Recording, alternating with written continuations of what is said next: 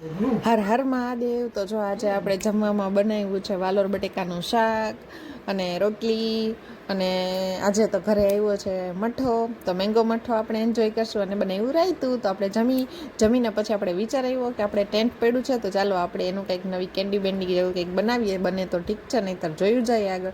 તો આપણે થોડુંક લીધું ટેન્ટ, એની અંદર થોડુંક પાણી નાખ્યું. હવે બરાબર મિક્સ કરશું. મિક્સ કરીને આપણે નાના એવા કપમાં ભરશું. તો આપણે નાના નાના કપમાં ભરી દીધું. સળી મૂકીને એકદમ વ્યવસ્થિત આપણે ફ્રીઝરમાં મૂકી દઈએ, તો ખબર પડે હવે કાલે થાય કે નહીં. એના માટે કાલે નેક્સ્ટ વ્લોગ જોજો, તો ખબર પડશે તમને કે બન્યું કે નહીં.